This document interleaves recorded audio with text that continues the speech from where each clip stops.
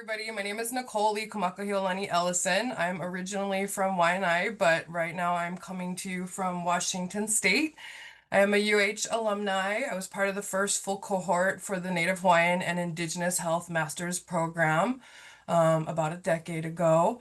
Right now, I work for Washington State University in the College of Medicine. I'm a second year PhD student at the University of North Dakota, and in my spare time, which I don't know where I find that, I am honored to serve as the Oregon Hawaiian Civic Club Director for Advising Health and Public Policy. So thank you so much for having me here today. I'm truly grateful to share some of the exciting happenings coming out of the Pacific Northwest. Next slide. Oh, wait, I guess next slide after that too. There we go. Okay, so Rachel, thank you for sharing about your Lo'i restoration because that kind of perfectly segues into what I will share about, which is my culturally relevant physical activity is being in the Malakalo, which is the tarot garden. So here in the Pacific Northwest, the Hawaiian Civic Club in Portland, Oregon has been connected to the Oregon Food Bank, and we are growing kalo. So as some may know, some others might not know, kalo is deeply connected to or taro, deeply connected to the Hawaiian creation story. And so since we're here on dry land, we don't have the opportunity to have a lo'i, but it is on land with lots and lots of watering. And as previously mentioned, caring for a kalo can be, either light work or really heavy lifting depending on what you were doing. So a few weeks back, we were pulling weeds and transferring these keiki kalo that you see in the picture on the left to bigger pots for other folks to take home. And last year we were making a traditional stone masonry rock wall, which is heavy lifting. So we started doing this in 2021. It started with a 24 foot square, 24, no, 6 feet by 4 feet garden box. There we go. That's easier to say.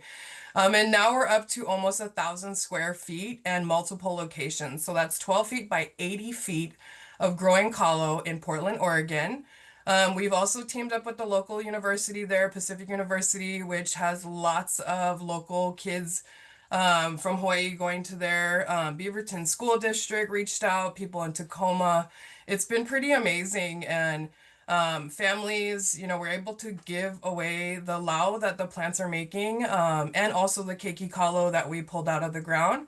I also am growing at home. I have 8 different plants, 2 varieties, one bunlong Chinese variety and one moi, a Hawaiian variety. Um, and it's been really amazing. So a good visual is on the right. That's what our community work day looks like. They're all keiki right now, but they're going to grow up and be really big shortly in a very short amount of time. Next slide.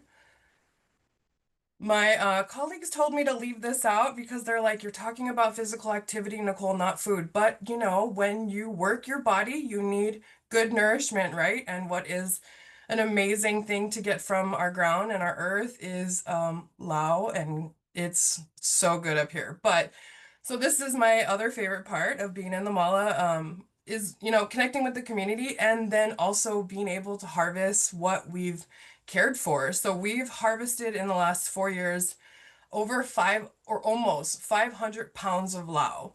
And I don't know if you've been up here, but if you go to the Chinese grocery store to get lao, it's not the same. So having that fresh lao where you can make lao at home, it's kind of amazing. And, obviously it would be better doing this back home. But with, current economic challenges and more Hawaiians leaving Hawaii, unfortunately, being able to provide this connection to our culture has really been amazing. Next slide, please. So in my day job, I am a public health researcher, and I've been really blessed to use some of the tools that I've learned to serve the Oregon Hawaiian Civic Club. And we've been gathering community feedback through an evaluation project with an amazing team because you can't do anything alone. It doesn't work well. But this graphic is what we created from our 2023 evaluation. Wait, was that? No, it was either 23 or 24. Anyways, these are some of the highlights and some of the key themes that emerged from the community about what the mala provides. So beyond increasing access to traditional foods, the garden has served as a center for relationships, community, safe space, it's fabulous. My favorite part is hearing all the pigeon, because when you're in Portland and you can hear somebody speaking pigeon, it's great. Oh, sorry, my time's up. Real quick plug for my PhD. I'll be looking for other people growing kalo on the continent. So if you're growing kalo on the continent, reach out. I like no. Thanks.